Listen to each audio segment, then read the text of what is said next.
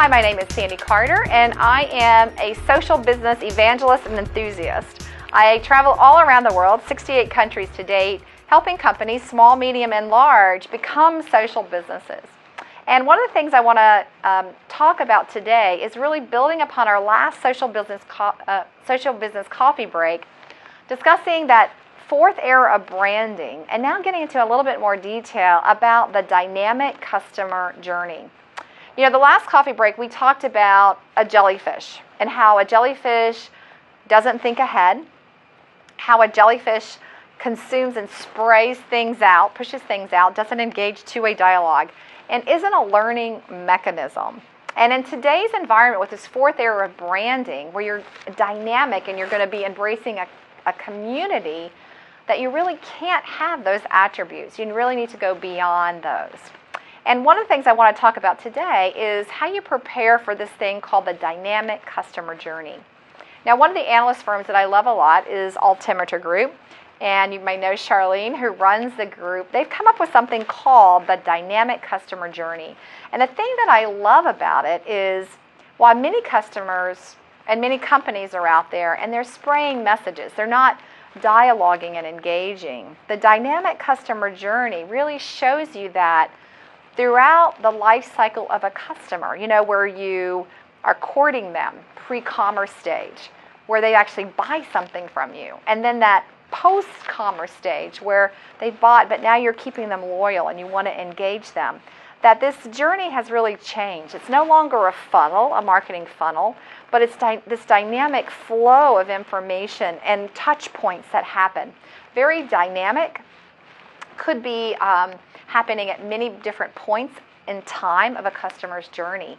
And it really involves that you formulate this community concept in a different way. No longer one-on-one marketing concepts, but in a way that really embraces a customer at that stage of which they're doing something. So for instance, you know, there's an influence loop that occurs where you're influencing a customer and where they are influencing others. They become word of mouth for you and for your brand.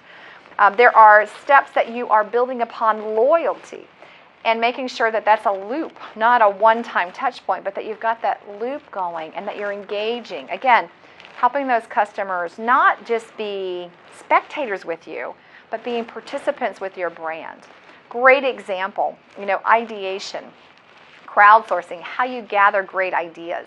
I saw a great example from a client where they were using it for customer service to make sure that they were leveraging customers to help other customers in their journey. So learning inside of an organization, leveraging employees to teach employees, using gamification to make to be a better and stronger engagement with a client.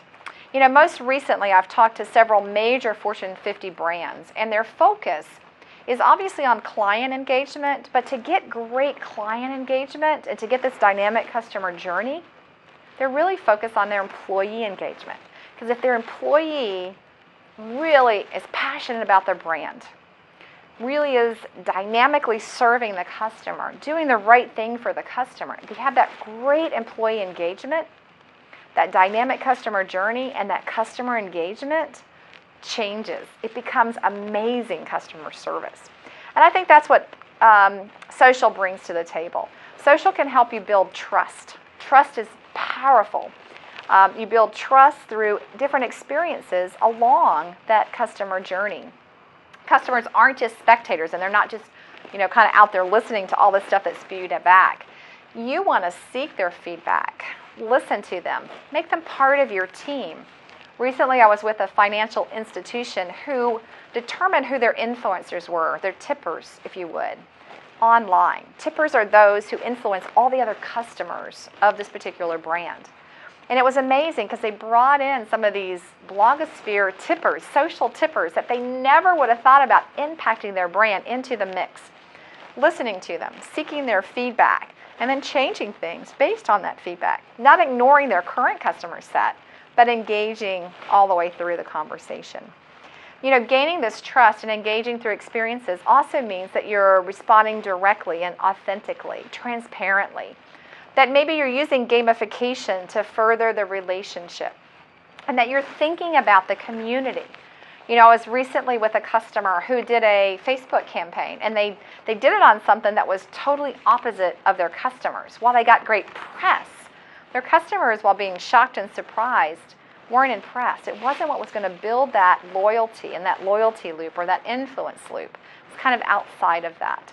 So you really need to think through your trust plan and your engagement plan in this fourth era of branding. That dynamic customer journey makes all the difference in the world.